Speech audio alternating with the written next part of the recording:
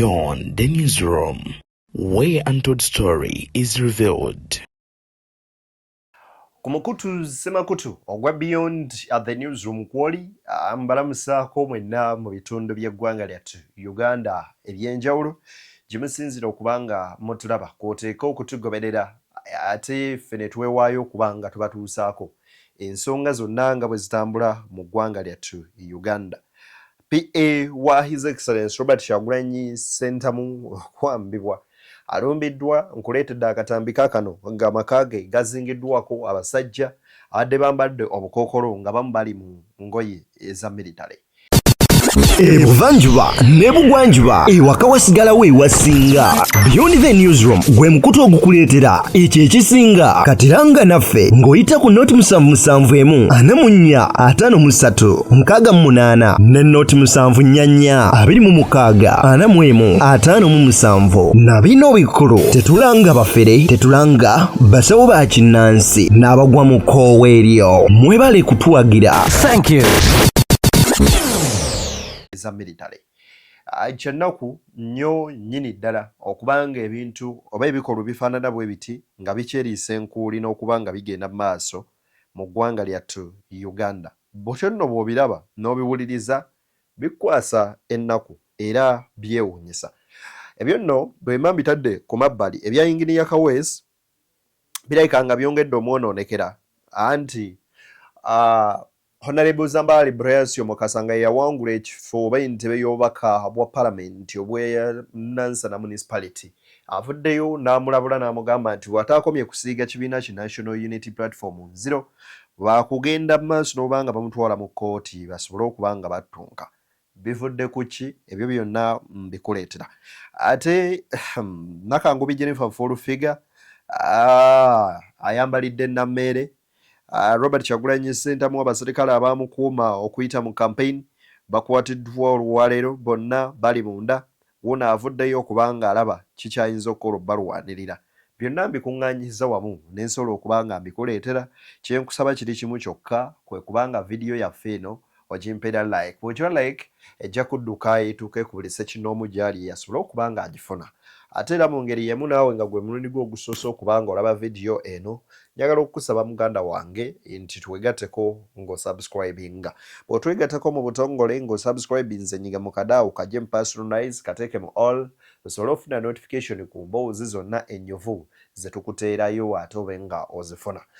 Weewaawo tulina omukutu omujja ogwadde ne exclusive nagwo weeguli nnyo okubanga gukutuusaako ensonga ez'enjawulo ziwandyetaaziyo okuba nga omanya.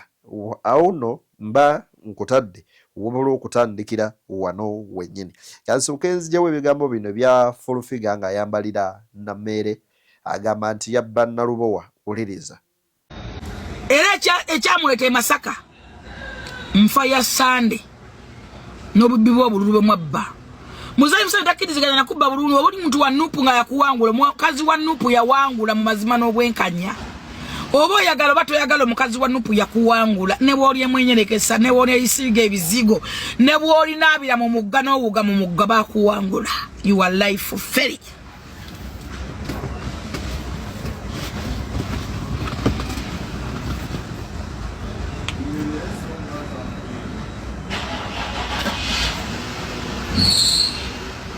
Wachi muzayi oyabadde ajja mwatandise ogamba ate omukazi wa Masaka ate agenze mu State House ate agenze kwaba mu State House ate agenze ludda wa. Yes, President Museveni bamukonfirming nti president w'eggwanga lino. President w'eggwanga lino yatwala abanupu abaddipi abanjema abanki abaki bonna yabatwala. Kimukakatako ne pa nti n'essaawa enfu ebeera emirundi 24 mu lunaku. Anyway, eyo si gye njagala olaga. Omanyi bano Nakangubi Jennifer Fulufiga ne omukyala amanyikiddwa nga Nammeere Justin balina embeera zaabwe. Wabula ffenna tujjukire nti omukyala amanyikiddwa nga Nalubowa yawangula akalulu n'alangirirwa. Bwe yalangirirwa ebintu byonna zingiri eyali mu kalulu k'e Masaka mwakalaba. Ne batuuka n'okuba nga bamenya amateeka ne babala obululu ne baddamu ne bakola recount nga boxes ezimu tezirina sale.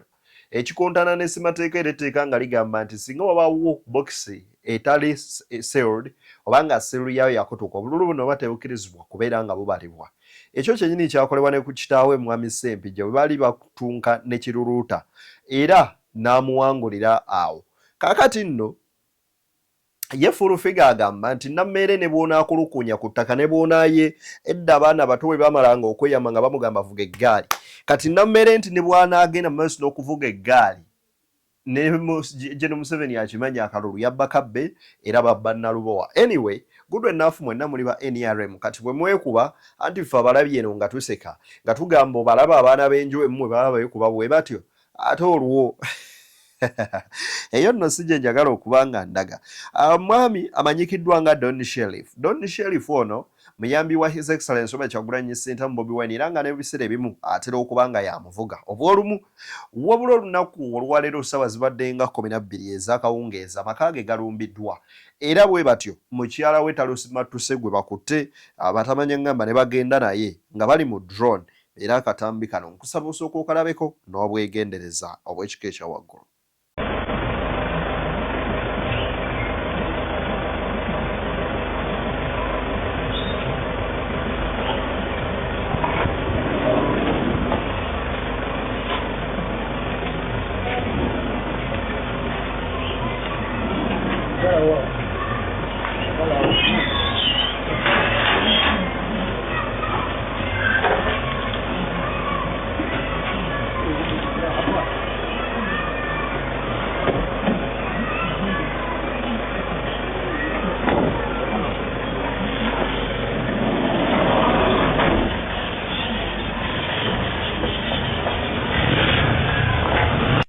Mu mmotoka eyo gy'olabye ekika kya drone bwe batyo bwe batuuse ku maka ga Don Sheriff ne bawamba mukyala we ne bamutuwala mpawo n'omu amanyiwa gye bamututte.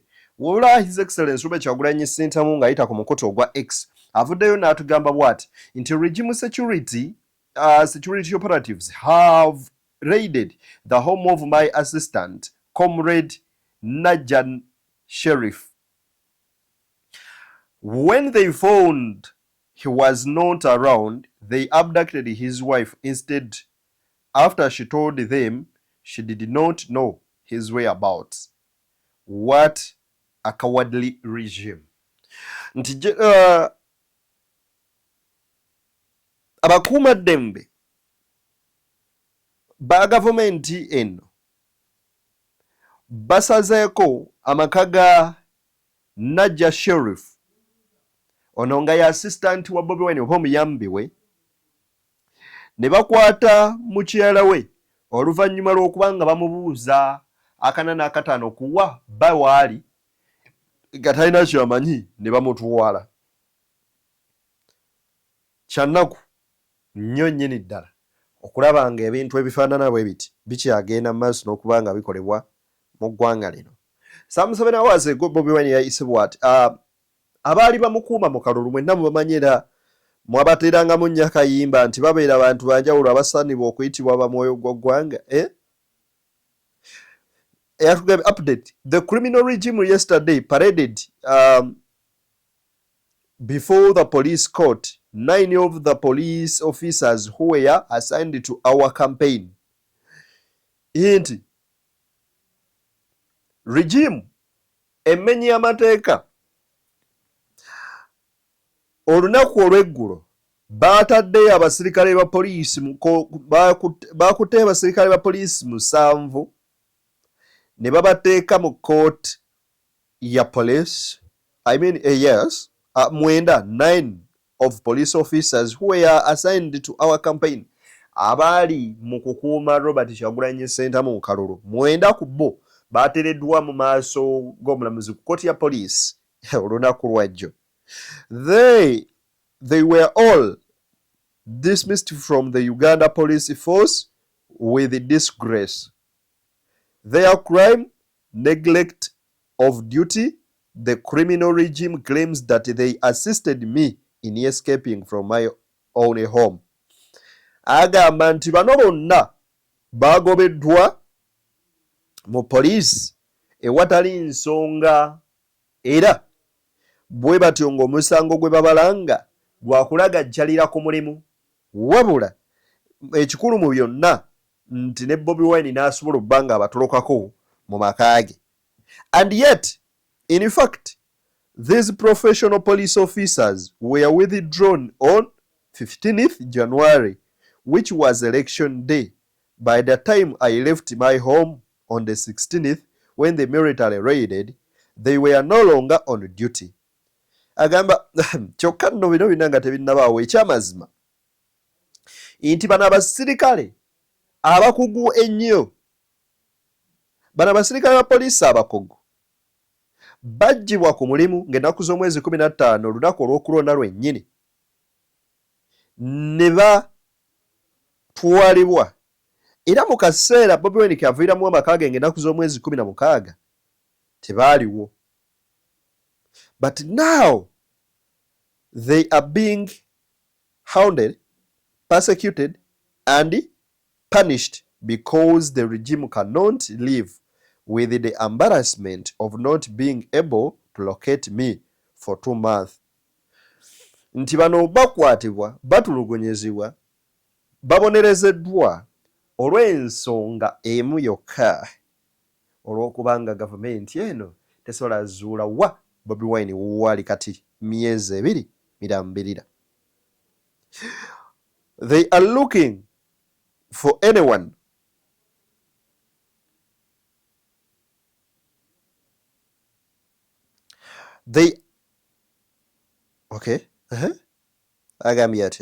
They are looking for anyone to blame in any event. Nti bali banoonya oyo yenna gwe bayinza okubeera nga banenya ku kintu kyonna. These officers were deployed to protect me and not to spy on me. But this is what Museveni has turned all institutions into. Nti bano abasirikale bampeebwa okunkuuma so si okumbega. N'ekino Museveni kyafudde buli institution yonna. He expects them to do everything illegal, criminal and immoral. Nti abasuubira okukola buli kimu ekitali mu mateeka, eky'obumenyi bw'amateeka, eky'obutaba ekitali mu mpisa oba ekitali kya buntu, that is immoral, to sustain his criminal enterprise, okubeera nga akuuma ebyo nno munnanga ebigendererwa bye ebitalina mu mateeka. Choosing to act professionally has landed very many civil servants into troubles. Okubeera abakugu n'okusigala nga bagoberera ethics zaabo abakozi ba gavumenti bangi mwana tu bagudde mu mitawaana.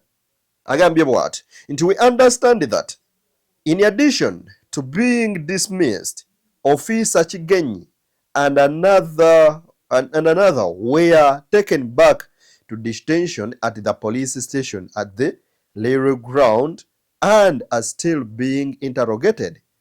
Uganda will be free for now. We stand in solidarity with these officers who like many other Ugandans,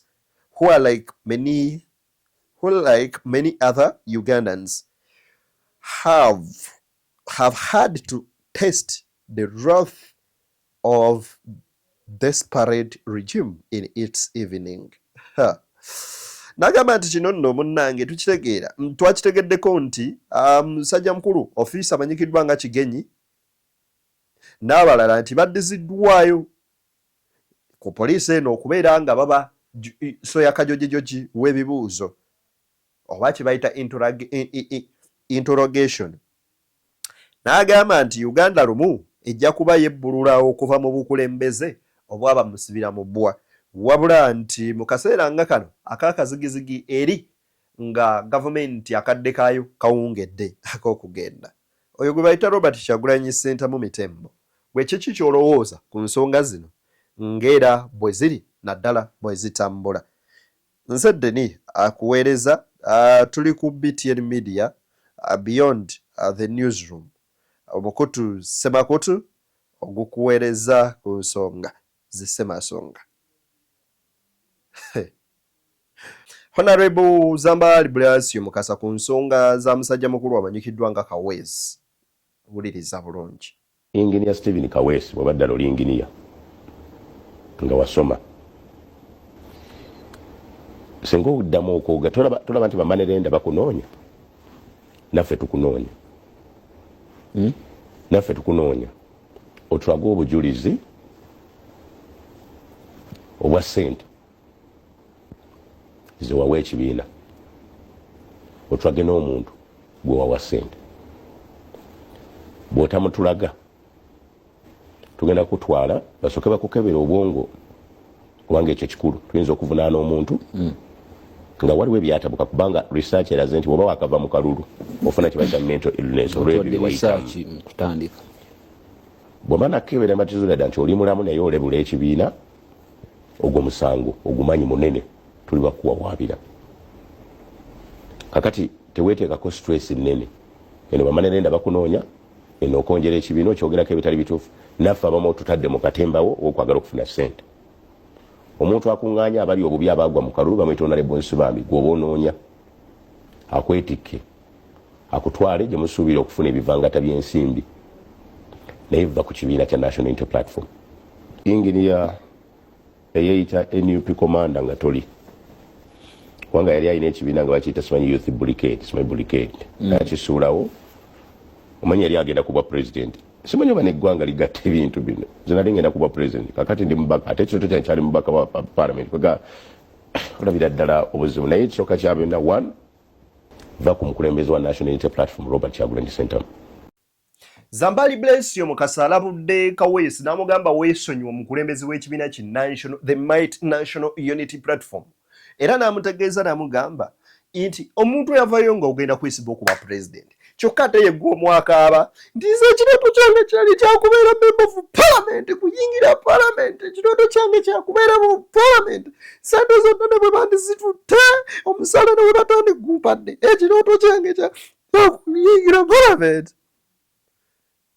You're telling us your dream was to enter the parliament, but at the same time Gweyomu was leading an agenda of being a president.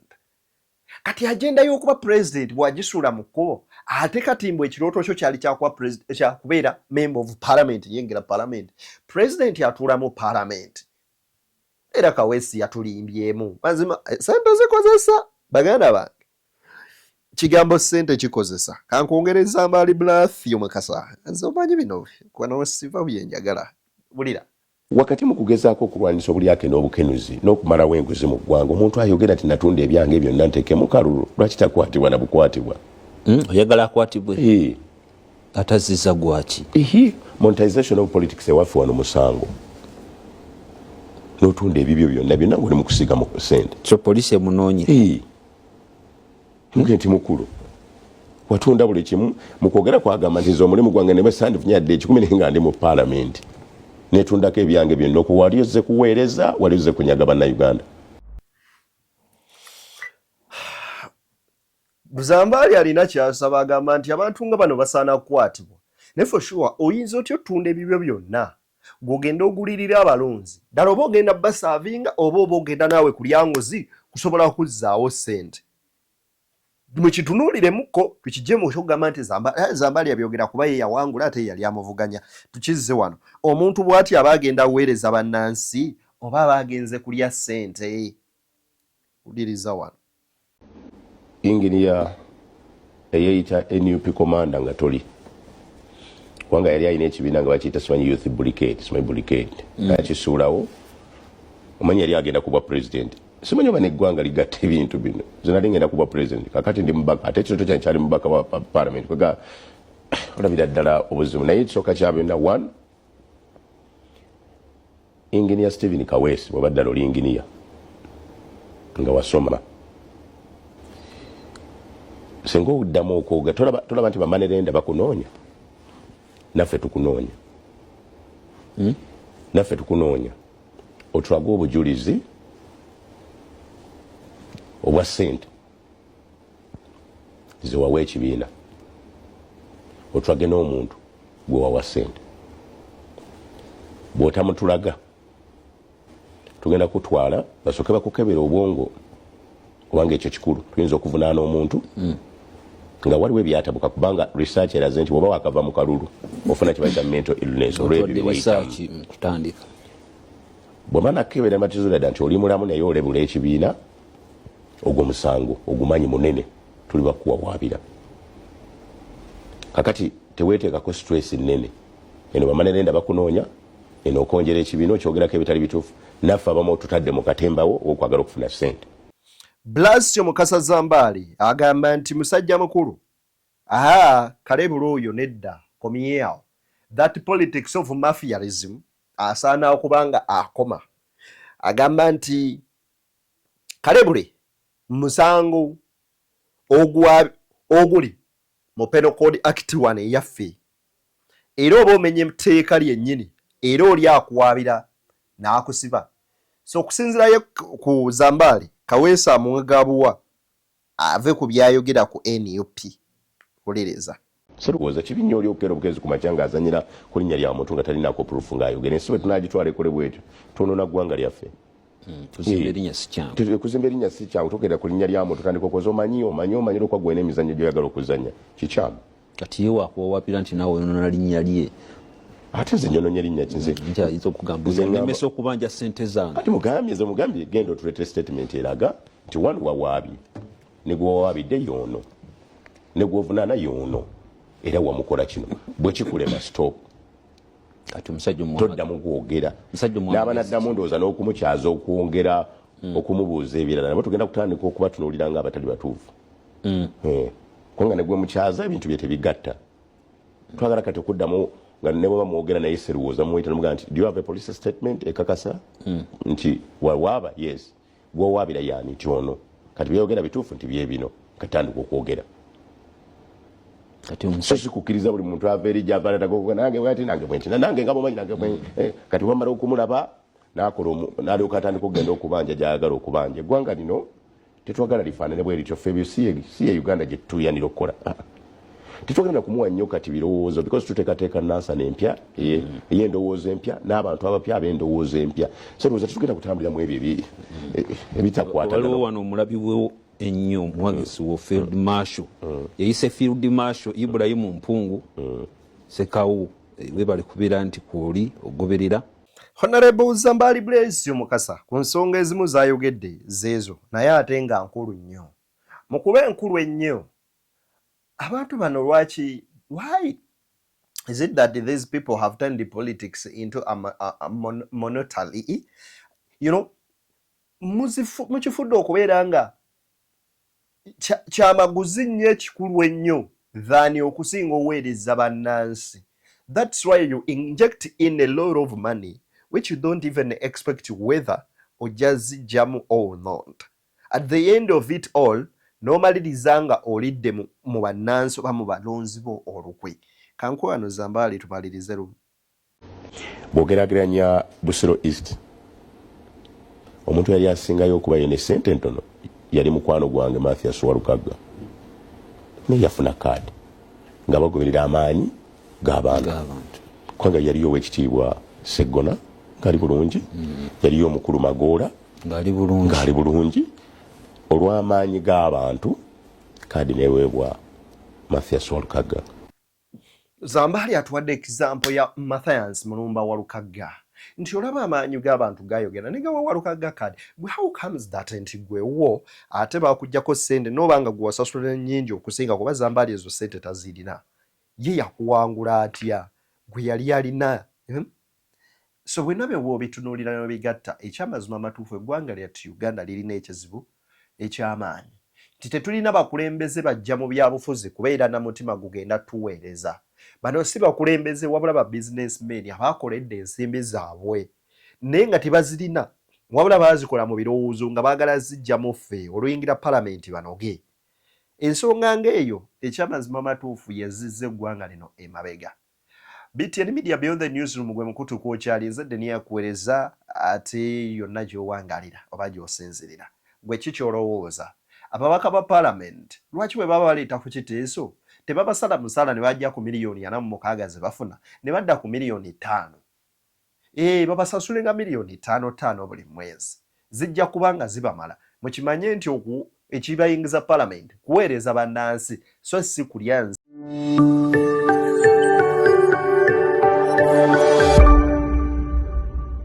Beyond the newsroom, where untold story is revealed.